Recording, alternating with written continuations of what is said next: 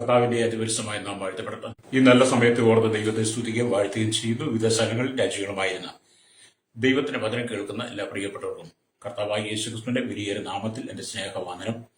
അല്പസമയത്തെ ദൈവത്തിന്റെ ചിന്തയ്ക്കായി ഒരു ദൈവവചന ഭാഗം വായിക്കുന്നു. റോമർക്കെഴുതിയ ലേഖനം 2-ാം അധ്യായം 7, 8, 9 വാക്യങ്ങൾ. നല്ല പ്രവൃത്തിക്ക് വേണ്ടുന്ന സ്ഥിരത പൂണ്ട് തേജസ്സും മാനവും അക്ഷരയും അന്വേഷിക്കുന്നവർക്ക് നിത്യജീവനും, ശാഠ്യം പൂണ്ട് സത്യം അനുസരിക്കാതെ അനീതി അനുസരിക്കുന്നവർക്ക് കോപവും ക്രോധവും കൊടുക്കും എന്ന് ദൈവത്തിന്റെ വചനത്തിൽ വായിക്കാൻ കഴിയും. അല്ലേലിയ. ഒന്നുകൂടെ ആ വചനം നമുക്ക് വിശദമായി ചിന്തിക്കാം. അല്ലേലിയ. നല്ല പ്രവർത്തിക്ക് വേണ്ടുന്ന സ്ഥിരതയും അല്ലെ പൂണ്ട് തേജസ്സും മാനവും അക്ഷരതയും അന്വേഷിക്കുന്നവർക്ക് എന്ത് കിട്ടും? നിത്യജീവൻ കിട്ടും. അല്ലേലിയ. ശാഠ്യം പൂണ്ട് സത്യം അനുസരിക്കാതെ അനീതി അനുസരിക്കുന്നവർക്ക് എന്ത് ചെയ്യും? കോപവും ക്രോധവും കിട്ടും. അല്ലേലിയ. എന്നിട്ട് വചനം പറയുന്നത്, തിന്മ പ്രവർത്തിക്കുന്ന ഏത് മനുഷ്യാത്മാവിനും കഷ്ടവും സങ്കടവും ആദ്യ യഹൂദനും പിന്നെ യവനും വരും എന്ന് ദൈവം നമ്മെ ഓർപ്പിക്കുമ്പോൾ, അല്ലേലിയ, ദൈവം നമ്മെ വിളിച്ചത് എന്തിനാണ്? നല്ല പ്രവർത്തിക്ക് വേണ്ടുന്ന സ്ഥിരത പൂണ്ട് കർത്താവായ യേശുക്രിസ്തു തേജസ്സും മാനവും നിത്യജീവനം പ്രാപിക്കാൻ വേണ്ടിയിട്ടാണ്. പ്രവേശനം. നാം ഒരിക്കലും ക്രിസ്തുവിന്റെ നാമത്തെ നിന്ദിച്ച് അപമാനിച്ച് പരിഹസിച്ച് കർത്താവിനെ കളങ്കപ്പെടുത്തുന്ന അനുഭവത്തിലേക്ക്, കർത്താവിന്റെ ക്രോധവും ശാഠ്യമായിട്ട് നിന്ന് ദൈവത്തെ അനുസരിക്കാത്ത തലമുറയെ നിൽപ്പാനല്ല ദൈവം നമ്മെ വിളിച്ചത്. ദൈവത്തെ അനുസരിച്ച് ദൈവത്തിന് മഹത്വം കൊടുക്കാൻ വേണ്ടിയിട്ടാണ്. അപ്പൊ നിങ്ങൾ നല്ല പ്രവൃത്തികൾക്ക് ചെയ്യുവാനായിട്ടാണ് ദൈവം നിങ്ങളെ വിളിച്ചത്. നിങ്ങളെ ദൈവം വിളിച്ചത്, ദൈവം നിങ്ങളെ സൃഷ്ടിച്ചത് ഈ ഭൂമിയിലെ സകല ജാതി മത വർഗ വർണ്ണ വ്യത്യാസമില്ലാത്ത സകല ജനത്തെയും എന്ത് ചെയ്യുന്നു? നല്ല പ്രവൃത്തി ചെയ്യുവാൻ വേണ്ടി ദൈവം വിളിച്ചതാണ്. ലേരിയ. നല്ല പ്രവൃത്തികൾ ചെയ്യുമ്പോൾ ഒരുപക്ഷെ തളർച്ച ഏറ്റെന്ന് വരാം. എന്ന് പറഞ്ഞാൽ കർത്താവായ യേശുക്രിസ്തുവിൽ വിശ്വസിച്ച് കർത്താവിന്റെ വചനത്തെ ലോകം മുഴുവൻ വിളിച്ചു പറയുന്ന നല്ല പ്രവൃത്തി ചെയ്യുന്നവർക്ക് ഒരുപക്ഷെ തളർച്ച ഏറ്റേക്കാം. അതാണ് ഇപ്പൊ നമ്മൾ കണ്ടുവരുന്നത്. അത് സ്വാഭാവികമാണ്. അതിനെ കരുതി നാം ഒരിക്കലും മനം തളർന്നു പോകണ്ട. അങ്ങനെ ഒരു കൂട്ടരുണ്ട്. അല്ലേലിയ. എന്ന് പറഞ്ഞാൽ കടൽ ഉള്ളിടത്തോളം അലകൾ ഉണ്ടായിരിക്കും, സാത്താൻ ഉള്ളത് വരെ പോരാട്ടങ്ങൾ ഉണ്ടായിരിക്കും. കടലുള്ളിടത്തോളം കാലം തിരമാലകൾ ഉയർന്നുകൊണ്ടിരിക്കും. സാത്താൻ ഉള്ളിടത്തോളം കാലം പോരാട്ടങ്ങൾ, ക്രിസ്തുവിന്റെ നാമത്തെ ദുഷിക്കുന്ന വിധത്തിലുള്ള അനവധി സംഭവങ്ങൾ വരും. അല്ലേലിയ. ആകയാൽ തളർച്ചയ്ക്കിടം നിങ്ങൾ കൊടുക്കാതെ ഉത്സാഹത്തിന്റെ ആത്മാർത്ഥതയോടെ ആത്മാവോടെ, അല്ലേലിയ, നിങ്ങൾ നല്ല പ്രവൃത്തിയെ തുടർന്ന് കർത്താവിന് വേണ്ടി ഫലം കായ്ക്കണമെന്ന് യേശു പറയുന്നത്. അല്ലേലിയ. അതിന്റെ ഫലവും അനുഗ്രഹവും മഹാശ്രേഷ്ഠമായവയാണ്. അല്ലേലിയ. അങ്ങനെയുള്ളവർ കർത്താവ് മാനവും മഹത്വവും നിത്യജീവനം നൽകും. നമുക്കറിയാം, നമ്മുടെ കേരളം കണ്ടതിൽ വെച്ച് ഏറ്റവും കൂടുതൽ പരിഹാസ്യമായിട്ട് കർത്താവായ യേശുക്രിസ്തുവിന്റെ നാമത്തെ ദുഷിച്ച വ്യക്തി. അറിയാം, നമ്മുടെ കേരളത്തിൽ മതസമാധി രൂപീകരിക്കുന്ന 1956 EMS നമ്പൂതിരിപ്പാടിന്റെ കാലഘട്ടത്തിലാണെന്ന് തോന്നുന്നു. അന്ന് തൊട്ട് ഇന്ന് വരെ മാറി മാറി വന്ന പല ഗവൺമെന്റുകളും നമ്മുടെ സംസ്ഥാനത്തിൽ പല ഉന്നത പദവിയിലുള്ള ആളുകളെ വിവിധ തലപ്പത്തിരുത്തിയിട്ടുണ്ട്, എല്ലാ മേഖലയിലും. അതിൽ കർത്താവായ യേശുക്രിസ്തുവിന്റെ നാമത്തെ വളരെ ദുഷിച്ച് നിന്ദിച്ച് ക്രൈസ്തവ സമൂഹത്തെ മുഴുവൻ പരിഹസിച്ച് അപമാനിച്ച് കർത്താവായ യേശുക്രിസ്തുവിന്റെ നാമത്തെ നിന്ദിച്ചത് ഒരൊറ്റ സഹോദരിയാണ്. അവർ നമ്മുടെ രാജ്യത്തിന്റെ, നമ്മുടെ സംസ്ഥാനത്ത് ഉന്നത പദവിയിലിരിക്കുന്നവരാണ്. നിങ്ങൾക്കറിയാം, നിങ്ങൾ കഴിഞ്ഞ ദിവസം കിട്ടും വളരെ മനോഹരമായ കവിതയിലൂടെ യേശുക്രിസ്തുവിനെ അപമാനിക്കുന്നത്. അല്ലേലിയ. പലരും അത് ഷെയർ ചെയ്തു, പല ക്രൈസ്തവ ഗ്രൂപ്പുകൾ ഷെയർ ചെയ്തു. ഞാൻ പറയട്ടെ, എന്നെ കേൾക്കുന്ന ക്രൈസ്തവ വിശ്വാസികളോട് പറയട്ടെ, ഒരുപക്ഷെ നിങ്ങൾ കത്തോലിക്കലായിരിക്കാം, ലാറ്റിൻ കത്തോലിക്കായിരിക്കാം, സീറോ മലബാറായിരിക്കാം, സുറിയാനി കത്തോലിക്കായിരിക്കാം, ഒരു കരിസ്മാറ്റിക് ഗ്രൂപ്പുകളായിരിക്കും, ഇനി ഏതോ മർത്തോമ യാക്കോബ് ഓർത്തഡോക്സ് ഏതും ആയിരിക്കട്ടെ, പെന്തക്കോസ്റ്റിന്റെ ഏത് വിഭാഗമാകട്ടെ, അങ്ങനെയുള്ളവർ നിങ്ങളുടെ ഗ്രൂപ്പുകളിലേക്ക് അങ്ങനെയുള്ളവരെ ഷെയർ ചെയ്ത് നിങ്ങളവരെ വൈറലാക്കരുത്. അതുകൊണ്ട് ക്രൈസ്തവ വിഭാഗത്തിന് അനവധി ഗ്രൂപ്പുകൾ അവരെ ഷെയർ ചെയ്തുകൊണ്ട് അവർ വൈറലാക്കി നിൽക്കുക. അവർ പറഞ്ഞ കവിത ജനം ഇങ്ങനെ കേട്ടുകൊണ്ടിരിക്കുക. ലേഡിയ. അപ്പൊ അവരെന്താണ് പറഞ്ഞത്? യേശു ക്രിസ്തു ഒരു കറുത്ത വർഗ്ഗക്കാരനാണ്. ലേഡിയ. ആദ്യമായിട്ട് കേൾക്കുന്ന ന്യൂസാ. ഹല്ലേലൂയ. യേശു ഒരു കറുത്ത വർഗ്ഗക്കാരനായതുകൊണ്ട് അവന്റെ അപ്പന്റെയും അമ്മയുടെയും കൂടെ അവൻ തടിപ്പണി ചെയ്തു, ആശാരിപ്പണി ചെയ്തു. പ്രവേശനം. യേശു ഒരു സ്ത്രീ ആയിരുന്നു. ഇനി അതുകൊണ്ട് സ്ത്രീ ആയതുകൊണ്ട് യേശു പ്രസവിച്ചു എന്ന് പറഞ്ഞു ഇല്ലയോ എന്ന് എനിക്കറിയില്ല. ഹല്ലേലൂയ. യേശു ഒരു ഇറ്റലിക്കാരനായിരുന്നു, അതുകൊണ്ട് അവന് കള്ളു കുടിക്കുന്നവനായിരുന്നു, വീഞ്ഞു കുടിക്കുന്നവനായിരുന്നു അന്ന്. ഹല്ലേലൂയ. യേശു ഒരു അയർലാൻഡുകാരനായിരുന്നു എന്നു വേണ്ട നിങ്ങളത് കേട്ടില്ല. ഇത്രമാത്രം യേശു ക്രിസ്തുവിന്റെ നാമത്തെ ദുഷിച്ച് അപമാനിച്ച് പരിഹസിച്ച ഒരൊറ്റ വ്യക്തി കേരളത്തിൽ ചരിത്രത്തിലുണ്ടെങ്കിൽ ഈ സഹോദരിയാണ്. ഹല്ലേലൂയ. എത്ര അപമാനമായി പോയി. ഞാൻ അവരോട് ചോദിക്കട്ടെ, നിങ്ങൾ അത്രമാത്രം യേശു ക്രിസ്തുവിന്റെ നാമത്തെ അപമാനിച്ച് നിങ്ങൾ നിന്ദിച്ചപ്പോൾ നിങ്ങൾ ഇവിടുത്തെ ഇസ്ലാം വിഭാഗത്തിൽ മുസ്ലിങ്ങളുടെ ഹല്ലേലൂയ അവരുടെ അള്ളാഹുവിനെ, അവരുടെ നബിയെ നിങ്ങൾക്ക് അതുപോലെ പറയാവും. പറഞ്ഞാൽ നിങ്ങൾ വിവരം അറിയും. ഹല്ലേലൂയ. ക്രൈസ്തവർക്ക് നേരെ, ക്രൈസ്തവർ വിശ്വസിക്കുന്ന യേശു ക്രിസ്തുവിന് നേരെ ആർക്ക് വേണമെങ്കിലും കുതിര കയറാം, ആർക്ക് വേണമെങ്കിലും എന്ത് വിളിച്ചു പറയും, എന്ത് അപമാനവും പറയാമെന്ന് നിങ്ങൾക്ക് ആ ഒരു മനോധൈര്യം ഉള്ളതുകൊണ്ടല്ലേ നിങ്ങൾ പറയുന്നത്. അല്ലെങ്കിൽ നിങ്ങൾ പറയാമോ മറ്റുള്ളവരെ പോലെ ക്രൈസ്തവ വിശ്വാസികളായിരുന്നെങ്കിലോ? ആരും ശബ്ദിക്കത്തില്ല. പക്ഷെ ഞങ്ങളെ യേശു പഠിപ്പിച്ചത് അതല്ല. ഞങ്ങളെ യേശു പഠിപ്പിച്ചത് നല്ല പ്രവൃത്തിക്ക് അമിസ്ഥിരത പൂണ്ട് നിൽക്കണം. നല്ല പ്രവൃത്തി നിങ്ങൾ ചെയ്യണം. അതുകൊണ്ട് ഞങ്ങൾ അതിനകത്ത് പ്രതികരിക്കുന്നില്ല, അതിനെ വെല്ലുവിളിക്കുന്നില്ല. ഞങ്ങൾ ആയുധമെടുത്ത് പോരാടാനോ ബന്ധു നടത്താനോ കർത്താനെടുത്ത് പൊതുമുതൽ പിടിക്കാനോ ഞങ്ങളില്ല. ഹല്ലേലൂയ. ഞങ്ങൾ കർത്താവിന്റെ നാമത്തിൽ നിങ്ങൾക്ക് വേണ്ടി പ്രാർത്ഥിക്കും. നിങ്ങൾക്കൊരു മാനസന്ദൈവം സന്ദർശിപ്പാൻ നിങ്ങളുടെ വിളിച്ചു പറഞ്ഞ നാവുകൊണ്ട് ആമേൻ ദൈവം നിങ്ങളെ ശിക്ഷിക്കുന്ന ഒരു ദിവസമാണ്. അപ്പൊ അത്രമാത്രം യേശുക്രിസ്തുവിന്റെ നാമത്തെ അപമാനിച്ച ഒരു വ്യക്തി എന്ന് പറയുന്നത് നമ്മുടെ കേരളത്തിന്റെ ഒരു പരമോന്നത സ്ഥാനം അനുഭവിക്കുന്ന വ്യക്തിയാണ്, ഒരു സ്ത്രീയാണ്. ഞാനത് കേട്ടപ്പോൾ എനിക്ക് ഭയങ്കര സങ്കടം തോന്നി, ദുഃഖം തോന്നി, കരച്ചിൽ തോന്നി, വളരെ എൻ്റെ മനസ്സിൽ വേദന തോന്നി. ഈ കാണുന്ന വനാദി വാനങ്ങളെ മുഴുവൻ സൃഷ്ടിച്ച്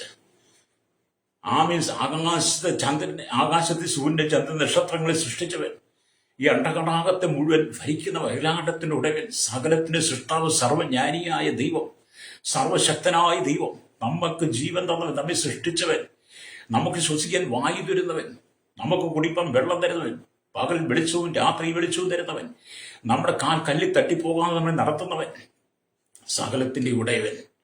ഹല്ലേലൂയ. അനാദി ശാശ്വതവാസിയുമായ ദൈവം, അൽഫയും ഒമേഗയുമായ ദൈവം, ആദിനും അന്തിനുമായ ദൈവം. ഹല്ലേലൂയ. നമ്മുടെ കർത്താവായ യേശുക്രിസ്തുവിന്റെ നാമത്തെ ഇത്രമാത്രം ദുഷിച്ചപ്പോൾ വളരെ വേദന തോന്നി. ഹല്ലേലൂയ. എന്നിട്ട് അവർക്ക് വേണ്ടി പ്രാർത്ഥിക്കുവാൻ കഴിഞ്ഞു. കർത്താവേ, അവർ ചെയ്തു കൂട്ടിയ ക്രൈസ്തവ സമൂഹത്തെ മുഴുവൻ ഭിന്നിപ്പിച്ച ക്രൈസ്തവ സമൂഹത്തിന് നേരെ വർഗീയ കലാപം സൃഷ്ടിപ്പാൻ വേണ്ടി പറഞ്ഞു വെച്ച കവിത എത്ര നാണം കേടായിപ്പോലെ. എനിക്കിത് പറയുന്നതിന് ഒരു മടിയില്ല. കാരണം ഞാൻ വിശ്വസിക്കുന്ന യേശുക്രിസ്തു എന്ന് പറയുന്നത് എന്നെ വീണ്ടെടുത്ത ദൈവം, എന്നെ രക്ഷിച്ച ദൈവം, പാപത്തിന്റെ പരിണതിയിൽ വീണ് കിടന്ന, പാപഭംഗിരമായ ജീവിതത്തിൽ വീണ് കിടന്ന എന്നെ, നാശത്തിൽ ജീവിച്ചിരുന്ന എന്നെ, ഇവിടുത്തെ രാഷ്ട്രീയക്കാർക്ക് വേണ്ടി കുടിപിടിച്ച് നടന്ന എന്നെ വിളിച്ചു വേർതിരിച്ച് നിത്യജീവൻ തന്ന്, അല്ലെങ്കിൽ മാനം തന്ന്, മഹത്വം തന്നത് എന്റെ കർത്താവായ യേശുവ. അതുകൊണ്ട് കർത്താവായ യേശുക്രിസ്തുവിന്റെ നാമത്തെ ഇത്രമാത്രം അപഹാസ്യമായി വിളിച്ചു പറഞ്ഞപ്പോൾ സങ്കടം തോന്നി കേട്ടോ. ഹല്ലേലൂയ. എന്നെ കേൾക്കുന്ന നമ്മുടെ ശ്രോതാവേ, ദൈവത്തിന്റെ ശിക്ഷ നിങ്ങളുടെ മേൽ വരും. Praise the Lord. അതുകൊണ്ടാണ് ദൈവത്തിന് വചനം പറയുന്നത്, ഹല്ലേലൂയ, നല്ല പ്രവൃത്തിക്ക് വേണ്ട സ്ഥിരത പൂണ്ട് തേജസ്സും മാനവും അക്ഷരിയും അന്വേഷിക്കുന്നവർക്ക് നിത്യജീവൻ കിട്ടും. ഹല്ലേലൂയ. അല്ല, യേശുവിന് ഇതുപോലെ അപമാനമായി അപഹാസ്യമായി നിന്ദിച്ച് അപമാനിച്ച് ചിത്രീകരിച്ചിരുന്ന ദൈവത്തെ അനുസരിക്കാതെ സാത്താന്റെ തന്ത്രങ്ങൾ കുടുങ്ങിക്കിടക്കുന്നവർ ശാഠ്യവും, ഹല്ലേലൂയ, അവർ എന്താണ് ചെയ്യുന്നത്? അവർ ശാഠ്യം പൂണ്ട് സത്യം അനുസരിക്കാതെ, ഹല്ലേലൂയ, അനീതി അനുസരിക്കുന്നവർക്ക് കോപവും ക്രോധവും ദൈവം കൊടുക്കുന്നു. ദൈവത്തിന്റെ ന്യായവിധിയുടെ കരം നിന്റെ മേൽ വെളിപ്പെടുമ്പോൾ സോദാമി എന്നെ കേൾക്കുന്ന സഹോദര, കേരളത്തിൽ, ഭാരതത്തിൽ, ലോക രാജ്യങ്ങളിലുള്ള സകല ക്രൈസ്തവ സമൂഹത്തെ അപമാനിച്ച് ദുഷിച്ച് നിന്ദിക്കുന്ന യേശുക്രിസ്തുവിന്റെ നാമത്തെ ഇതുപോലെ അപവാദം പറഞ്ഞുണ്ടാക്കുന്നവർക്ക് ദൈവത്തിന്റെ ശിക്ഷ വരാൻ സമയമായി. Praise the Lord. ഹല്ലേലൂയ. അതെ, നിങ്ങൾക്ക് നിങ്ങൾ ഓരോ കാര്യങ്ങൾ സംസാരിക്കുമ്പോൾ മറ്റൊരു സമൂഹത്തെ എത്രമാത്രം വേദനിപ്പിക്കുന്നു, ഇവിടുത്തെ ക്രൈസ്തവ സമൂഹത്തെ എത്രമാത്രം വേദനിപ്പിച്ച്, എത്രമാത്രം സങ്കടപ്പെടുത്തി, എത്രമാത്രം അപമാനിച്ചു യേശു ഒരു സ്ത്രീയാണെന്നൊക്കെ പറഞ്ഞ് ധരിപ്പിച്ചപ്പോൾ അതിനകത്ത് എത്രമാത്രം സങ്കടം തോന്നി നിങ്ങൾ ചിന്തിക്കണം. ലേഡിയ, ഞങ്ങളുടെയൊക്കെ പ്രാർത്ഥനയാണ്, ക്രൈസ്തവ സമൂഹത്തിന്റെ, ക്രൈസ്തവ വിശ്വാസികളുടെ പ്രാർത്ഥനയാണ്. ഈ കേരളമായിരുന്നാലും ഭാരതമായിരുന്നാലും അല്ലെങ്കിൽ ലോകരാജ്യങ്ങളിൽ നിലനിൽക്കുന്ന സകല അധികാരവർഗങ്ങളും നിലനിൽക്കുന്നതിന് കാരണം ഞങ്ങളുടെയൊക്കെ പ്രാർത്ഥനയാണ് കേട്ടോ. പ്രൈസ്. നിങ്ങളല്ലെന്ന് പറഞ്ഞാലും വേദപുസ്തകത്തിൽ ദാനിയേൽ പ്രവാചകന്റെ പുസ്തകമുണ്ട്, അത് വായിച്ചു നോക്കണം, അത് കാണാൻ കഴിയും. അല്ലേ? അപ്പം നമ്മൾ വായിച്ച വചനത്തിനകത്ത് ദൈവത്തെ അനുസരിക്കാത്തവർക്ക് ദൈവത്തിന്റെ പ്രതികാര ദിവസം ഉണ്ടാകുമെന്ന്. ദൈവത്തെ അനുസരിക്കുന്നവർക്ക് നീതിയും ദൈവത്തെ അനുസരിക്കാത്തവർക്ക് പ്രതികാരവും കിട്ടുമെന്ന്. അതുകൊണ്ടാണ് സ്തോത്രം, നമ്മൾ ദൈവത്തിന്റെ വചനം വായിക്കുമ്പോൾ നമുക്ക് മനസ്സിലാക്കാൻ കഴിയുന്നത്. ആമീൻ. റോമലേഖനം 2-1-2-3 വാക്യങ്ങൾ വായിക്കുമ്പോൾ കാണുന്നുണ്ട്. അതുകൊണ്ട് വിധിക്കുന്ന ഏതു മനുഷ്യനുമായുള്ളവേ, നിനക്ക് പ്രതിവാദം പറവാനില്ല. അന്യനെ വിധിക്കുന്നതിൽ നീ നിന്നെ തന്നെ കുറ്റം വിധിക്കുന്നു. വിധിക്കുന്ന നീ അത് തന്നെ പ്രവർത്തിക്കുന്നുവല്ലോ. എന്നാൽ ആ വക പ്രവർത്തിക്കുന്നവരുടെ നേരെ ദൈവത്തിന്റെ വിധി സത്യാനുസരണമായിരിക്കുന്നു. ഹല്ലേലൂയ എന്ന് നാം അറിയുന്നു. ആ വക പ്രവർത്തിക്കുന്നവരെ വിധിക്കുകയും അത് തന്നെ പ്രവർത്തിക്കുകയും ചെയ്യുന്ന മനുഷ്യ, നീ ദൈവത്തിന്റെ വിധിയിൽ നിന്ന് തെറ്റി ഒഴിയും എന്ന് നീ നനയ്ക്കുന്നുവോ? അതെ, കർത്താവായ യേശുക്രിസ്തുവിന്റെ നാമത്തെ ഇത്രമാത്രം നിന്ദിച്ച് അപമാനിച്ച് പരിഹസിച്ച് ക്രൈസ്തവ സമൂഹത്തെ ഇത്രമാത്രം ചെളിവാരി എറിഞ്ഞ എന്നെ കേൾക്കുന്ന പ്രിയ സഹോദര സഹോദരി, ദൈവത്തിന്റെ കോപം നിന്റെ മേൽ വരികയില്ല എന്ന് നീ ചിന്തിക്കുന്നുണ്ടോ? ദൈവത്തിന്റെ കോപം നിന്റെ മേൽ വരാൻ സമയമായി. ഹല്ലേലൂയ എന്ന് പറഞ്ഞാൽ ദൈവത്തിന്റെ നീതിയെ തിരസ്കരിക്കുന്നവർക്ക്, ദൈവത്തിന്റെ നാമത്തെ തിരസ്കരിക്കുന്നവർക്ക് യാതൊരു കാരണം കൂടാതെ, യാതൊരു തടസ്സമില്ലാതെ, ഒരു ഒഴിവഴിവും പറയാനില്ലാതെ ദൈവം തന്നെ നീതി വെളിപ്പെടുത്തുക തന്നെ ചെയ്യും. കാരണം ദൈവത്തെ അനുസരിക്കുക.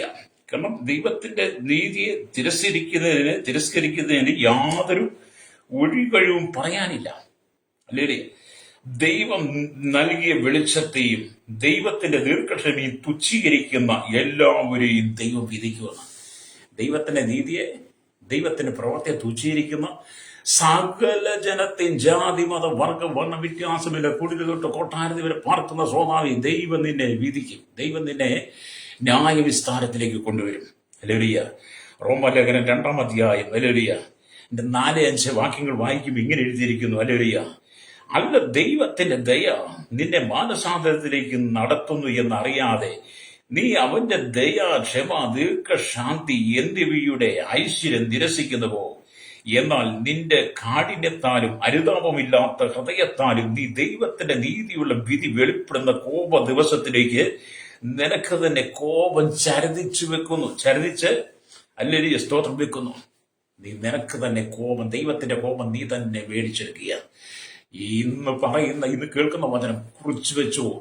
ഇന്നല്ലെങ്കിൽ നാളെ ദൈവത്തിന്റെ കോപം നിങ്ങളുടെ മേൽ വരും. ഹല്ലേലൂയ.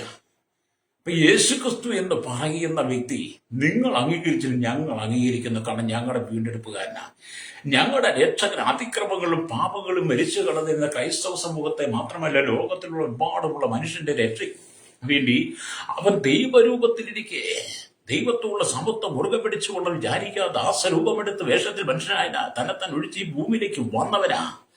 സകല മനുഷ്യന്റെയും പാപങ്ങൾ ഏറ്റെടുത്ത് ക്രൂശിൽ മരിച്ച് അടക്കപ്പെട്ടു 3-ാം നാൾ ഉയർത്തെഴുന്നേറ്റ് 40 നാളുകൾ ശിഷ്യന്മാർക്ക് പ്രത്യക്ഷമായി സ്വർഗ്ഗാരോഹണം ചെയ്ത ജീവിക്കുന്ന യേശു, ഇനി തന്റെ വിശുദ്ധ സഭയെ ചേർക്കാൻ മധ്യാകാശത്ത് വരുന്ന ദൈവം. ഹല്ലേലൂയ.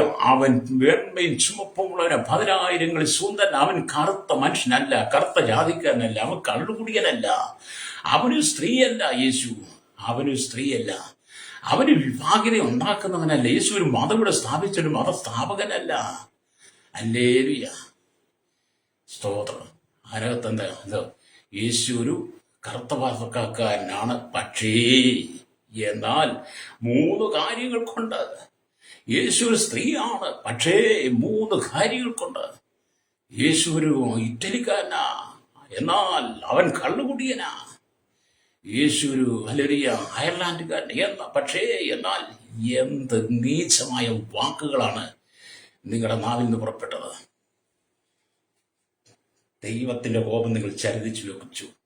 ദൈവത്തിന്റെ കോപം നിന്റെ ഭവനത്തിന്മേൽ വരാൻ സമയമായി. ക്രൈസ്തവ സമൂഹത്തോടെയും പറയട്ടെ, നിങ്ങൾ കണ്ണതിലൂടെ പ്രാർത്ഥിക്കണം. ക്രൈസ്തവ വിശ്വാസികൾ കണ്ണതിലൂടെ പ്രാർത്ഥിക്കുക. ക്രൈസ്തവ വിശ്വാസികളെ ഏത് സമയത്ത് ഉപദ്രവിക്കാനും നിന്ദിക്കാനും അപമാനിക്കാനും പീഡിപ്പിക്കുവാനും ഒരു കൂട്ടം ജനം രംഗത്ത് വന്നുകൊണ്ടിരിക്കുക. ഹല്ലേലൂയ. ഇതിനിവിടുത്തെ ഭരണ സംവിധാനങ്ങൾ ഒത്താശ ചെയ്യുന്നുണ്ടോ എന്ന് എനിക്ക് തോന്നിപ്പോവുകയാണ്. കാരണം ഇവർക്ക് ഭരണപ്രതിപക്ഷത്തോട് വളരെ പിടിപാടുള്ളവരാ. ഹല്ലേലൂയ, സ്തോത്രം. ദൈവത്തിന്റെ കോപം. അതുകൊണ്ട് ഈ റോമാലേഖനം 2-ാം അധ്യായം വായിച്ചു നോക്ക്.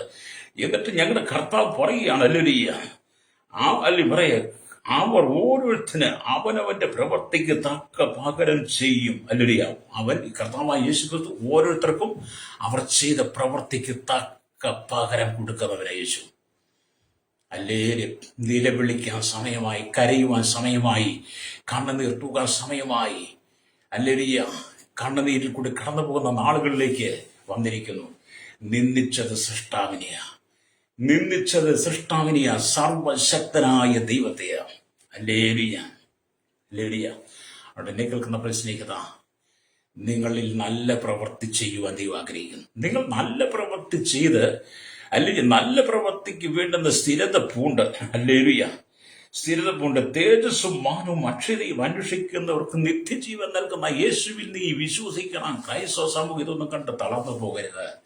അതിനെ ആദ്യം പറഞ്ഞ, കടലുള്ളിടത്തോളം കാലം തിരമാലകൾ അടിച്ചു വരും. സാത്താൻ ഉള്ളിടത്തോളം കാലം അവൻ പോരാട്ടം കൊണ്ടുവരും. ഈ ലോകത്തിൽ ക്രൈസ്തവ ജനത്തിന് അനുഭവിക്കുന്ന ക്രൈസ്തവ വിശ്വാസികൾ, ക്രൈസ്തവ പുരോഹിതന്മാർ, കന്യാസ്ത്രീകൾ, അവരുടെ വിവിധ ഗ്രൂപ്പുകൾ, പെന്തക്കോസ്തിലെ പാസ്റ്റർമാർ, അവരുടെ വിശ്വാസികൾ അനുഭവിക്കുന്ന കൊടും ക്രൂരത അതിന് പറഞ്ഞറിയിക്കാൻ കഴിയില്ല. പക്ഷേ ഇതെല്ലാം ഞങ്ങൾ അനുഭവിക്കുമ്പോൾ ഞങ്ങൾക്കൊരു വിശ്വാസമുണ്ട്. നല്ല പ്രവൃത്തിക്ക് സ്ഥിരത പൂണ്ട് തേജസ്സും മാനും അക്ഷരയും അന്വേഷിക്കുന്നവർക്ക് നിത്യജീവൻ നൽകുന്നു. ആ നിത്യജീവൻ ഞങ്ങളുടെ ഉള്ളിലുള്ളത് കൊണ്ടാണ് ഞങ്ങൾ ഞങ്ങളുടെ കർത്താവിനെ അനുസരിച്ചുകൊണ്ട് നിങ്ങൾ പറയുന്നത് കേട്ട് നിൽക്കുന്നത്. എങ്കിലും ഞങ്ങൾ തലകുനിക്കത്തില്ല. ഹല്ലേലൂയ. നിങ്ങൾ റോമാലേഖനം ഹല്ലേലൂയ 1-ാം അധ്യായം കൂടെ ഒന്ന് വായിക്കണം, 2-ാം അധ്യായം വായിക്കണം. ഹല്ലേലൂയ, സ്തോത്രം. എങ്കിൽ മാത്രമേ നിങ്ങൾക്ക് ദൈവത്തിന്റെ പ്രവൃത്തി. റോമാലേഖനം 2-ാം അധ്യായം ഒന്ന് വായിക്കണം കേട്ടോ. 1-ാം അധ്യായം വായിക്കണം. സ്തോത്രം. അപ്പം ദൈവത്തിന്റെ നീതി നിങ്ങളുടെ മേൽ വരാൻ സമയമായി. ദൈവത്തിന്റെ കോപം വരാൻ സമയമായി. അല്ലേ? ഇവിടെ ദൈവത്തിന്റെ വചനം പറയുന്നത്, ദൈവത്തെ അപമാനിക്കുന്ന, സൃഷ്ടാവിനെ അപമാനിക്കുന്നവരെ എല്ലാം ദൈവം ശിക്ഷിക്കും. അല്ലേ? ദൈവത്തിന്റെ നീതിയെ തിരസ്കരിക്കുന്ന യാതൊരുവിനും യാതൊരുവിധ രക്ഷാമാർഗവുമില്ല. ദൈവത്തിന്റെ നീതിയെ, ദൈവത്തിന്റെ പ്രവൃത്തിയെ തിരസ്കരിക്കുന്ന ഒരു മനുഷ്യനും, അല്ലേ, യാതൊരു വിധത്തിൽ ഒരു രക്ഷാമാർഗവുമില്ല. ഈ കാണുന്ന ലോകത്തെ സൃഷ്ടിച്ച്, അണ്ടകടാകത്തെ സൃഷ്ടിച്ച്, അഗ്രാണ്ടത്തിന്റെ ഉടയവൻ, ആകാശത്തെയും ഭൂമിയെ സൃഷ്ടിച്ച്, കരയും കടലിനെ സൃഷ്ടിച്ച്, അല്ലരിയ, കരയെ മൂടിക്കളയാതെ വണ്ണം കാമിക്കാരെ കടലിനെ മണൽ കൊണ്ട് അതിരിട്ട ദൈവം, അലേരിയ, സ്തോത്രം. അല്ലേരിയ, സകലത്തെയും ന്യായവിധികൻ, സകലത്തെയും നോക്കിക്കാണുന്നവൻ, അല്ലേരിയ, ആ കർത്താവായ യേശു ക്രിസ്തു, അല്ലേരിയ, ഞങ്ങളുടെ ഏക രക്ഷകനാ. അല്ലേരിയ, അവൻ ഞങ്ങളുടെ പിതാവാണ്. അല്ലേരിയ, പാപത്തിൽ വീട് കിടന്ന് ഞങ്ങളെയൊക്കെ വീടെടുത്തവനാ, പാപത്തിന് പരിഹാരം തന്നവനാ. അല്ലേരിയ, അനുദിനം ശ്വസിക്കുവാൻ വായു തരുന്നവനാ. ഞാൻ ചോദിക്കട്ടെ, ഇത്രമാത്രം ശക്തനായ ദൈവം ഇതൊക്കെ സൃഷ്ടിച്ച്, ഇതൊക്കെ ഭൂമി നിങ്ങൾക്ക് തന്നിരിക്കുന്ന ഈ യേശുവിനോട് ചേർത്ത് നിർത്താൻ നിങ്ങൾക്കൊരാളെ വെളിപ്പെടുത്താനുണ്ടോ? കർത്താവ് യേശു ക്രിസ്തുവിന്റെ നാമത്തെ അപമാനിക്കുന്ന, അപവാദം വിളിച്ചു പറയുന്ന യേശുവിനെ ഇത്രമാത്രം നീചവും നിന്ദ്യമായി സൃഷ്ടിച്ചവരോട് ഞാൻ പറഞ്ഞവരോട് പറയട്ടെ, ഈ കാണുന്ന ഈ ഉലകത്തെ, ഈ ഭൂമിയെ ഇത്ര മനോഹരമായി നിർത്തിയിരിക്കുന്ന ദൈവത്തെ പോലെ ഇതിന് തക്കതായി കാണിക്കാൻ ഒരാളുണ്ടോ? അതിന് നിങ്ങളെ കൊണ്ട് ഒരിക്കലും കഴിയില്ല. ഹല്ലേലൂയ. ഇവിടെ പറയുന്നത്, ദൈവത്തിന്റെ നീതിയെ തിരസ്കരിക്കുന്ന യാതൊരുവിനും യാതൊരു രക്ഷാമാർഗവുമില്ല. ഹല്ലേലൂയ.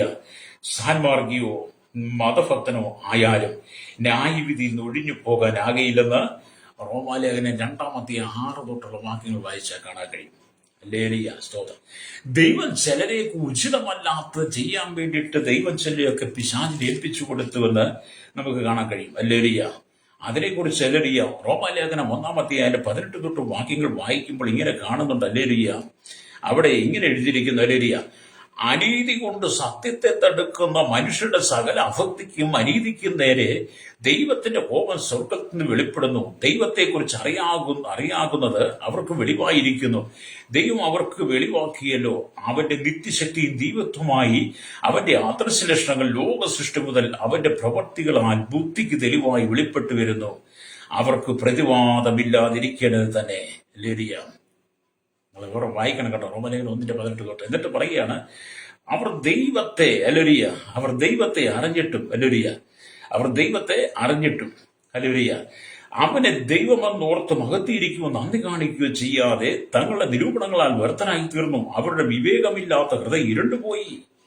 അവർ ദൈവത്തെ അറിഞ്ഞിട്ടും ദൈവമെന്നോർത്ത് നന്ദി കാണിക്കാതെ അവരുടെ നിരൂപണങ്ങളിൽ വ്യർത്ഥനായി തീർന്നു. അവരുടെ വിവേകമില്ലാത്ത ഹൃദയം ഇരുണ്ടുപോയി. വിവേകമില്ലാത്ത ഹൃദയം. അതുകൊണ്ടാണ് 49 സംഗീതം 20 വാക്യം വായിക്കുന്നത്, മാനത്തോടിരിക്കുന്ന മനുഷ്യൻ വിവേകഹീനനായാൽ നശിച്ചു പോകുന്ന മൃഗത്തിന് തുല്യൻ. എന്നെ കേൾക്കുന്ന പ്രശ്നമാവി, ഈ ഭൂമി നിങ്ങൾ എത്ര ഉന്നത വിദ്യാഭ്യാസം എടുത്താലും, പല ഡോക്ടറേറ്റ് എടുത്താലും,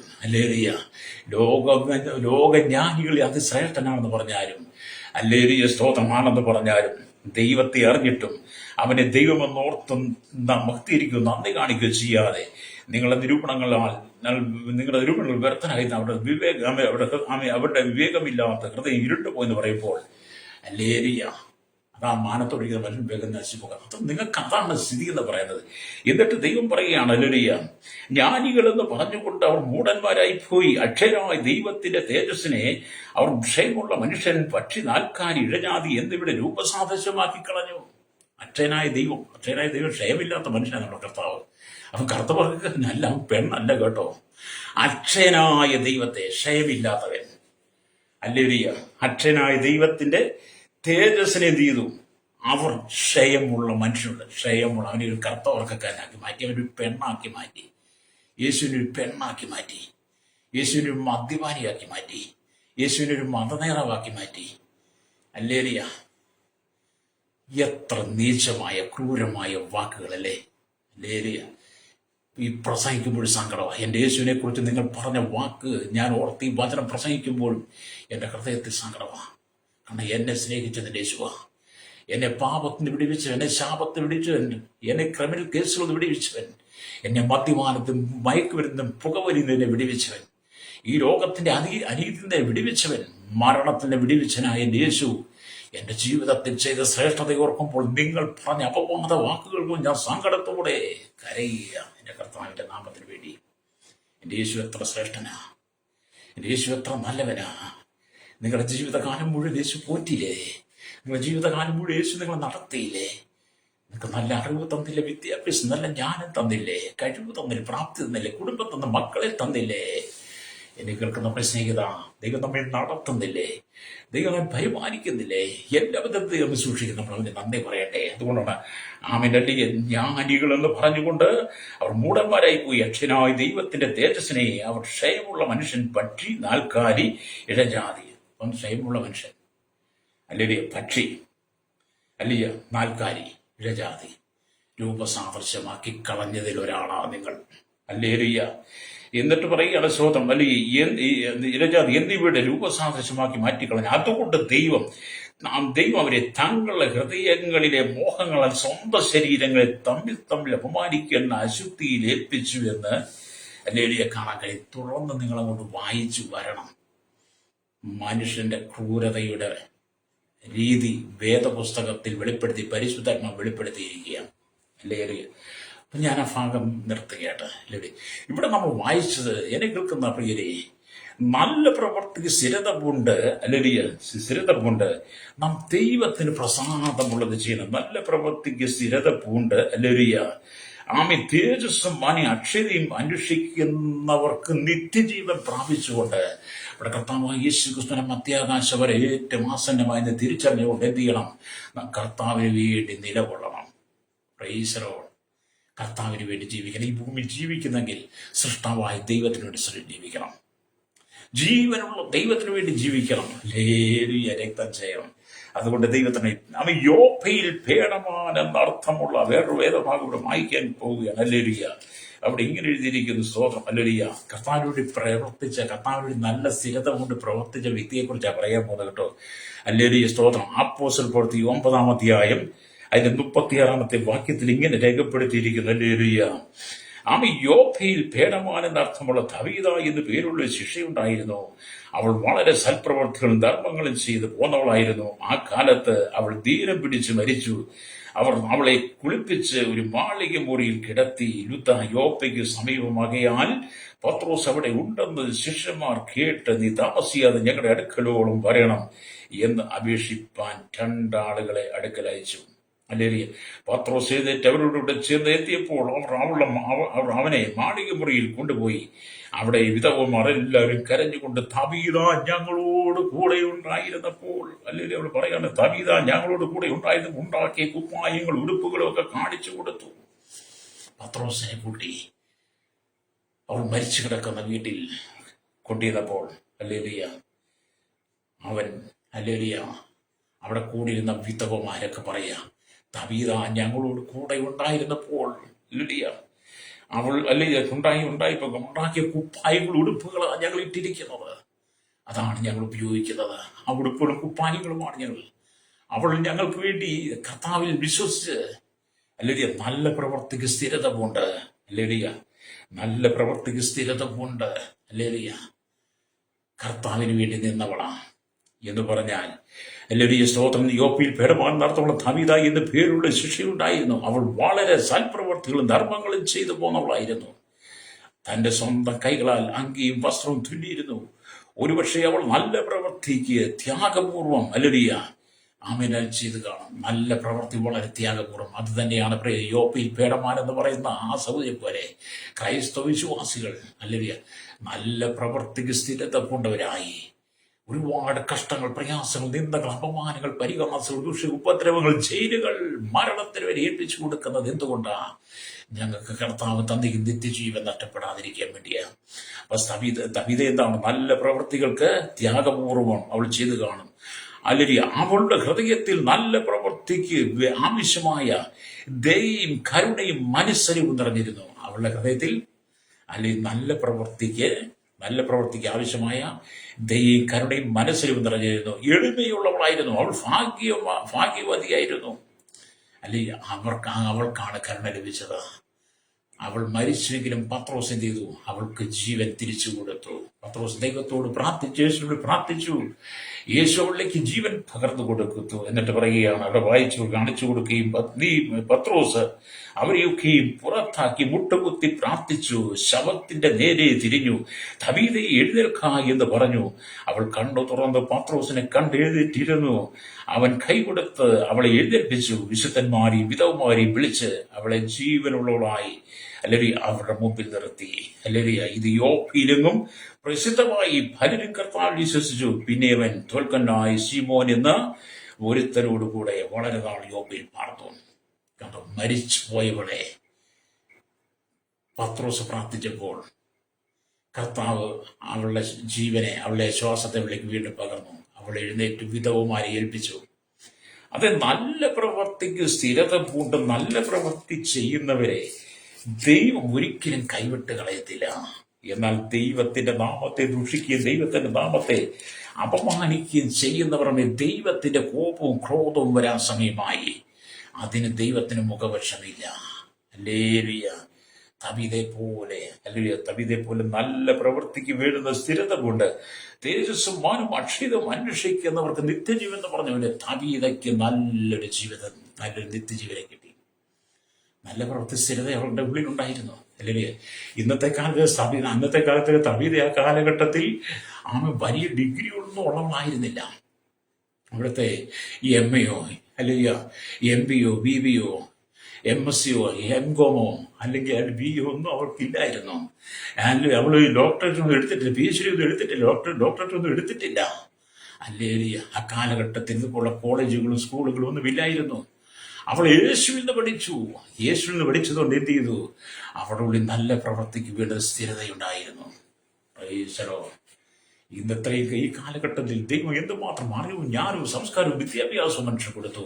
പക്ഷെ അവിടെ വിവേകമില്ലാത്ത ഹൃദയം ഇരുണ്ടുപോയി. അക്ഷയനായ ദൈവത്തിന്റെ തേജസ്സിന് അവൻ ക്ഷയമുള്ള മനുഷ്യൻ നാൽക്കാൽ ഇഴജാതി പക്ഷി എന്നൊരു രൂപസാദൃശ്യമാക്കി കളഞ്ഞു. ചിലരെയൊക്കെ ദൈവം നികഷ്ട ബുദ്ധിയിലേക്ക് ഏൽപ്പിച്ചു. പ്രൈസലോ മാനസാന്തരപ്പെടണം, മാനസാന്തരപ്പെട്ട് മടങ്ങി വരണം. മാനസാന്തരപ്പെട്ട് മടങ്ങി വരുവാൻ ദൈവത്തിന്റെ ആത്മാവ് ഇന്ന് പകൽ ബുദ്ധി ഉപദേശിക്കുക. ക്രൈസ്തവ സമൂഹത്തിന് ഇതുമാത്രം അപമാനമേറ്റ ഒരു കവിത ഈ ലോകത്തിൽ വേറെ കാണത്തില്ല.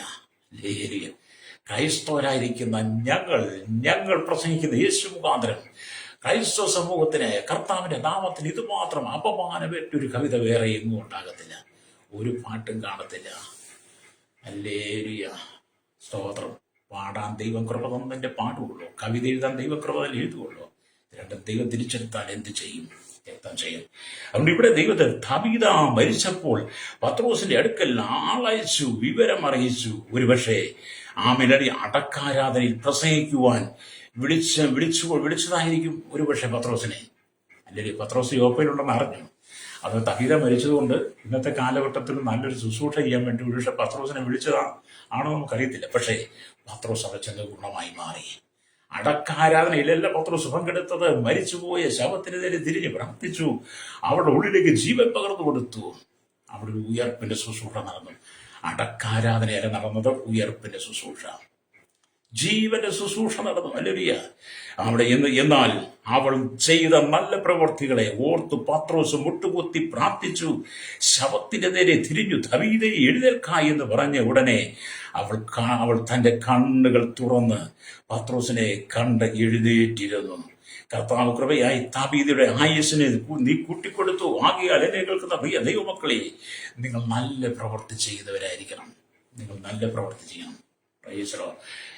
ദാവീദയുടെ ആയുസ്സിനെ കൂട്ടിക്കൊടുത്ത പോലെ ദൈവം തന്നെ ആയുസ്സിനെ കൂട്ടി. ഒരുപക്ഷെ ദാവീദ മരിച്ചു പോയപ്പോൾ പത്രോസിനെ അടക്കാരാധനയ്ക്ക് വിളിച്ച് പത്രോസ് അവിടെ ചെന്നതാണോ ഇല്ലയോ എന്ന് വേദന പറയുന്നത്. എന്തായാലും പത്രോസ് അവിടെ ചെയ്തു. പക്ഷേ പത്രോസ് ആ വീട്ടിൽ ചെന്നപ്പോൾ വിധവമാരും ഒക്കെ കൂടിയത് കരയുക. കുപ്പായങ്ങളും ഉടുപ്പുകളും എടുത്ത് ഇവൾ ഉണ്ടാക്കി തന്നതാണ്, ഞങ്ങൾ ഇട്ടിരിക്കുന്ന, ഞങ്ങൾ ഉപയോഗിക്കി കാണുന്നതെല്ലാം.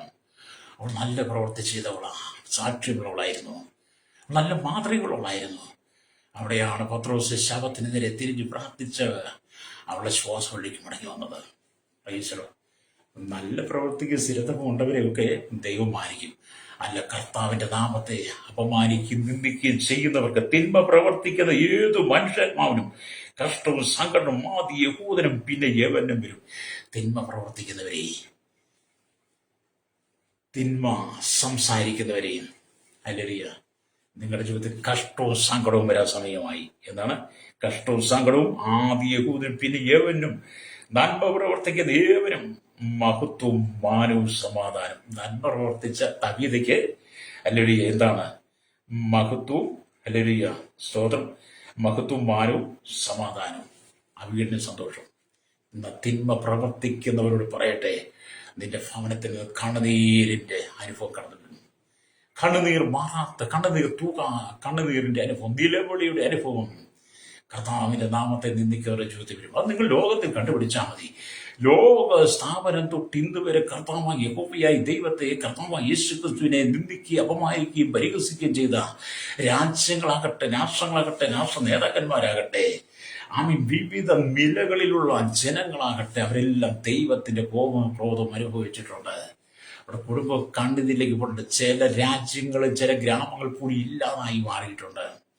ചില വ്യക്തികളുടെ കുടുംബം പോലും തറ തോണ്ടിയിട്ടുണ്ട്. ഹല്ലേലൂയ. കുത്തുപാളയെടുക്കുക എന്നൊക്കെ പറഞ്ഞു കേട്ടിട്ടില്ലേ? ദൈവത്തിന് മുഖപക്ഷമില്ല. മടങ്ങി വന്ന് മാനസാന്തരപ്പെട്ടാൽ നിങ്ങളുടെ പാപങ്ങളെ നിങ്ങൾ പറഞ്ഞുപോയി തെറ്റുകുറ്റങ്ങളും സമുദ്രത്തിന്റെ ആഴങ്ങളിലേക്ക് എറിഞ്ഞു കളഞ്ഞിട്ട് നിങ്ങളെ മാറോട് ചേർത്ത് വിളിച്ച് അപ്പാ പിതാവേ എന്ന് വിളിക്കുന്ന പുത്രത്തിന്റെ ആത്മാവിനെ നിങ്ങൾ ഉള്ളിൽ തന്നിട്ട് നിങ്ങളിൽ നല്ല പ്രവൃത്തിക്ക് വേണ്ടുന്ന സ്ഥിരത തന്ന്, ഹല്ലേലൂയ, സ്ഥിരത കൊണ്ട് തേജസ്സും അനുഭക്ഷിതി അനുഷ്ഠിക്കുന്ന നിങ്ങൾക്ക് നിത്യജീവനെ തരാൻ ദൈവം വിശ്വസനാണ്. അതുകൊണ്ട് എന്നെപ്പോലുള്ള ക്രൂരനൊക്കെ യേശുവിനെ അറിഞ്ഞത്. എന്നെപ്പോലുള്ള ക്രൂര സ്വഭാവം ഉണ്ടായിരുന്നവനൊക്കെ കർത്താവിനെ കണ്ടുമുട്ടി യേശുവിനെ പ്രസംഗിക്കുന്നത് എന്തുകൊണ്ടാണ്? കർത്താവിനെ സ്നേഹിച്ചതുകൊണ്ടാണ്. അത് എന്നെ വീണ്ടെടുത്ത ദൈവം എൻ്റെ സാഹചര്യങ്ങളിൽ, എൻ്റെ ആ പ്രവൃത്തിയിൽ നിന്ന്, എൻ്റെ ക്ലേശകരമായ അന്നത്തെ നികർഷമായ ജീവിതത്തിൽ നിന്ന് എന്നെ വേർതിരിച്ചത് യേശുക്രിസ്തുവിന്റെ നാമത്തെ ഞാൻ ഓർത്ത ദൈവത്തെ സ്തുതിക്കുക. യേശുവിനെ ഓർത്ത്, കർത്താവേ, ഞാൻ എന്തുണ്ടായിരുന്നു? ആർക്കും വേണ്ടാത്തവൻ, ലോകത്തിന് വേണ്ടാത്തവൻ, നിയമത്തിന് വേണ്ടാത്തവൻ, പൗരക്കാർക്ക് വേണ്ടാത്തവൻ, എല്ലാവരും നിന്ദിക്കപ്പെട്ടവൻ, അപമാനിക്കപ്പെട്ടവൻ, സമൂഹത്തിൽ കൊള്ളരുതാത്തവൻ, എന്നെ ലോകം വിടക്കെന്ന് പറഞ്ഞപ്പോൾ എന്നെ ചേർത്ത് പിടിച്ച് പുത്രത്വം തന്നൊരു ദൈവമുണ്ട്. അവനാണ് യേശു. അവനൊരു പെണ്ണല്ല, അവനൊരു ഇറ്റലിക്കാരനല്ല, ഒരു മദ്യപാനിയല്ല, ഒരു മാത്ര സ്ഥാപകനല്ല, ഒരു കറുത്ത വർഗക്കാരനല്ല. അവൻ സാക്ഷാൽ ദൈവമാ, സാക്ഷാൽ സൃഷ്ടാവാ. അല്ലേലിയ. നിങ്ങളുടെ സൃഷ്ടാവാണ്. നിങ്ങൾക്ക് ജീവൻ നൽകുന്നവൻ, നിങ്ങൾക്ക് ശ്വാസം നൽകുന്നവൻ, നിങ്ങൾക്ക് ജീവിതം തന്നവൻ, നിങ്ങൾക്ക് വിദ്യാഭ്യാസം, അറിവ് തന്നവൻ, കഴിവ് തന്നവൻ, എല്ലാം യേശുവാ കേട്ടോ, എല്ലാം യേശുവാ. അല്ലേലിയ. റോമലേഖനം 13 വായിക്കണം കേട്ടോ. അല്ലേലിയ, സ്തോത്രം, പ്രൈസറോ. ഇവിടെ ദാവീദ് എന്ത് ചെയ്തു? അവളുടെ നല്ല പ്രവർത്തികൾ മുഖാന്തരം അവൾക്ക് അവളുടെ ജീവൻ മടക്കി കിട്ടി. എന്നെ കേൾക്കുന്നവരെ, ഞാനും നിങ്ങളോട് കൂടെ ഈ ലോകപാതയിൽ ഒരു പ്രാവശ്യം കടന്നുപോയവനാ. നിങ്ങളെപ്പോലെ ഈ ലോകപാതയിൽ, നിങ്ങളെപ്പോലെ രോഗപാതയിൽ കടന്നുപോയി അന്ന് കർത്താവ് യേശുക്രിസ്തുവിനെ ആരാധിക്കുന്ന, കർത്താവിനെ സ്തുതിക്കുന്ന ജനത്തിനെതിരെ അപവാദം വിളിച്ചു പറഞ്ഞ്, നിന്ന പറഞ്ഞ് വിളിച്ചു പറഞ്ഞിട്ട് യേശുക്രിസ്തുവിന്റെ നാമത്തെ ഞാനും ദൂഷിച്ചിട്ടുണ്ട്. എന്നാൽ എന്നെ കർത്താവ് സ്നേഹിച്ചു. അതെ, നിങ്ങൾ കടന്നുപോയ ഒരു പാതയിലൂടെ ഞാൻ കടന്നുപോയല്ല. അല്ലേലിയ. എന്നാൽ കർത്താവിനെ വിളിച്ചു വേർതിരിച്ചു. അല്ലേലിയ. കർത്താവ് എനിക്ക് സന്തോഷം തന്നു. അല്ലേലിയ. അതുകൊണ്ട് എന്നെ കേൾക്കുന്നവർ, എഫേസ്യ ലേഖനം 2-10 വാക്യം വായിക്കുമ്പോൾ കാണുന്നുണ്ട്. എഫേസ്യ 2-10 വാക്യം വായിക്കുമ്പോൾ അവിടെ ഇങ്ങനെ എഴുതിയിരിക്കുന്നു. അല്ലേലിയ. ആമേൻ, സ്തോത്രം. അല്ലേലിയ. നാം അവന്റെ കൈപ്പണിയായി സൽപ്രവൃത്തികൾക്കായിട്ട് ക്രിസ്തുയേശുവിൽ സൃഷ്ടിക്കപ്പെട്ടവരാകുന്നു. നാം ചെയ്തു പോരേണ്ടതിന് ദൈവം അത് മുന്നൊരുക്കിയിരിക്കുന്നു. എന്തിനാണ് ദൈവം നമ്മെ സൃഷ്ടിച്ചത്? നമ്മെ സൃഷ്ടിച്ചത് ദൈവമാണ്. കുരങ്ങന്റെ വാല് മുറിഞ്ഞ് വന്നതൊന്നും അല്ല മനുഷ്യൻ കേട്ടോ. പരിണാമ സിദ്ധാന്തം. കുരങ്ങന്റെ വാല് മുറിഞ്ഞ് കുരങ്ങന്റെ മുഖഷേപ്പ് മാറി, കുരങ്ങന്റെ കൈയുടെ രീതി മാറി, കാലിന്റെ ഷേപ്പ് മാറി, അവന്റെ തീറ്റി മാറി, ജീവിതം മാറി. മരത്തിൽ ചാടി മറിഞ്ഞ് നടന്നതല്ല മനുഷ്യൻ. അല്ലേലിയ. മരത്തിലെ ചുറ്റിച്ചാടി, കുരങ്ങൻ ചുറ്റിച്ചാടി നടന്നവനല്ല മനുഷ്യൻ. മനുഷ്യനെ ദൈവം സൃഷ്ടിച്ചതാണ്. ഉൽപ്പത്തി 2-7 വാക്യം വായിച്ചു നോക്ക്. അവൻ നിലത്തെ പൊടികൊണ്ട് മനുഷ്യനെ സൃഷ്ടിച്ചാണ്ട് മൂക്കി ജീവശ്വാസം ഊതിയും ജീവുള്ള ദേഹിയായി തീർന്നു. അതുകൊണ്ട് അവിടെ റോമലേഖനത്തിൽ പൗലോസ് പറയുന്നത്, നാം അവന്റെ കൈപ്പണിയായി സൽപ്രവൃത്തികൾക്കായിട്ട് ക്രിസ്തുയേശുവിൽ സൃഷ്ടിക്കപ്പെട്ടവരാണ്. അപ്പൊ അവൻ സൽപ്രവൃത്തിക്ക് വേണ്ടി ക്രിസ്തുയേശുവിൽ സൃഷ്ടിക്കപ്പെട്ടവരാ. അപ്പൊ നമ്മുടെ സൃഷ്ടമാരാ യേശു ക്രിസ്തു എന്ന് പൗലോസ് വ്യക്തമായിട്ട് റോമലേഖനത്തിൽ പറയുക. ഉൽപ്പത്തി 2:8 യഹോവയെ ദൈവം സൃഷ്ടിച്ചു എന്ന് പറയുമ്പോൾ പുതിയ നിയമത്തിൽ വീണ്ടും ഞാൻ ആവർത്തിച്ചു വായിക്കുന്നു. കൃപയാലല്ലോ നിങ്ങൾ വിശ്വാസം മൂലം രക്ഷിക്കപ്പെട്ടു. അതിന് നിങ്ങൾ കാരണമല്ല, ദൈവത്തിന്റെ ദാനപത്രികയാകുന്നു. ആരും പ്രശസ്ത പ്രവർത്തികളും കാരണമല്ല, നാം അവന്റെ കൈപ്പണിയായി സൽപ്രവർത്തികൾക്കായിട്ട് ക്രിസ്തുയേശു സൃഷ്ടിക്കപ്പെട്ടവരായിരിക്കുന്നു. നാം അത് ചെയ്തു പോരേണ്ടതിന്, സൽപ്രവർത്തികൾ ചെയ്തു പോരേണ്ടതിന്. അല്ലേലിയ. അവന് ദൈവം അവൻ മുന്നൊരുക്കി. നമ്മളെക്കുറിച്ചൊരു മുൻ പദ്ധതി ഉണ്ടായിരുന്നു. അല്ലേലിയ. നമ്മളെക്കുറിച്ചൊരു മുൻ പദ്ധതി ഉണ്ടായിരുന്നു. അതാണ് ദൈവം ചെയ്യുന്നത്. അല്ലെ, നിങ്ങൾ എന്റെ നാട്ടിൽ ചോദിക്കുക, എന്റെ നാട്ടുകാർ പറയും, മദ്യത്തിനും മയക്കുമരുന്നും ലഹരിക്കും, സകല ചൂതാട്ടം, സകല ചിട്ടിക്ക് ജീവിതത്തിനും, സകല അടിപിടി കേസിനും, എല്ലാ അനാശാസ്യമായ ജീവിതത്തിനകത്തൊന്ന് കിടന്ന ഈ എന്നെയൊക്കെ കർത്താവ് വിളിച്ച് അവന്റെ വേണ്ടി സൽപ്രവൃത്തിക്ക് വേണ്ടി അവനെന്നെ വേർതിരിച്ച് ഇന്ന് ഞാൻ ഈ സുവിശേഷം പ്രസംഗിക്കുന്ന കർത്താവിനെല്ലാം മുന്നൊരുക്കിയിരുന്നതാ. പ്രൈസലോ. അതുകൊണ്ട് എനിക്ക് ഒരിക്കലും എന്റെ കർത്താവിനെ നിന്ദിക്കാൻ കഴിയത്തില്ല. അവൻ സൃഷ്ടാവാണ്, അവൻ രക്ഷിതാവാണ്. അല്ലേലിയ. എല്ലാവരുടെയും, ഇവിടുത്തെ ഹൈന്ദവന്റെ ആയിരുന്നാലും, ഇവിടുത്തെ ഇസ്ലാമിന്റെ ആയിരുന്നാലും, ഇവിടുത്തെ ക്രിസ്ത്യാനിയുടെ ആയിരുന്നാലും, പെന്തക്കോസ്തിന്റെ ആയിരുന്നാലും, ഇവിടുത്തെ ബുദ്ധമതക്കാരനും ജൈനമതക്കാരനും ആരുമാകട്ടെ, ലോകത്തിലുള്ള സകല ജാതികളും രക്ഷകനാണ് യേശു.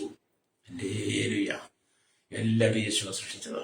എല്ലാവർക്കും ശ്വാസം തരുന്നവൻ യേശുവ. ഹല്ലേലൂയ. അതുകൊണ്ടാണ് വചനം ഇങ്ങനെ പറഞ്ഞത്. ഹല്ലേലൂയ. അതിക്രമങ്ങളും പാപങ്ങളും മരിച്ചവരായിരുന്ന അമ്മയെ അവനോട് കൂടി ഉയർപ്പിച്ചു എന്നാണ് റോമാലേഖനം 2:1 പറയുന്നത്. അതിക്രമങ്ങളിലും പാപങ്ങളിലും മരിച്ചവരായിരുന്ന നിങ്ങളെയും അവൻ ഉയർപ്പിച്ചു. അവയിൽ നിങ്ങൾ മുമ്പേ ഈ ലോകത്തിന്റെ കാലഗതിയും ആകാശത്തിന്റെ അധികാരത്തിനും അനുസരണക്കേണ്ട മക്കളിൽ ഇപ്പോൾ വ്യാപരിക്കുന്ന ആത്മാവിന് അധിപതിയായവനെ അനുസരിച്ച് നടന്നിരുന്നു നിങ്ങൾ. അതുകൊണ്ടാണ് ഇതൊക്കെ ചെയ്യുന്നത് കേട്ടോ. അതുകൊണ്ടാണ് നിങ്ങൾ ഇതൊക്കെ ചെയ്യുന്നത്. ലേരിയ എഫേസ്യരിൽ 2 കൂടെ ഒന്ന് വായിക്കുക. ലേരിയ അപ്പം ദൈവത്തിന്റെ വചനം അതാണ് പറയുന്നത്. അല്ലേ? അപ്പം വാസ്തവം വിവിധ നാളുകൾക്ക് വർഷങ്ങൾക്ക് മുമ്പേ അനേക വിദേശ മിഷണറിമാർ ഇന്ത്യയിലേക്ക് കടന്നു വന്നു. അല്ലേ?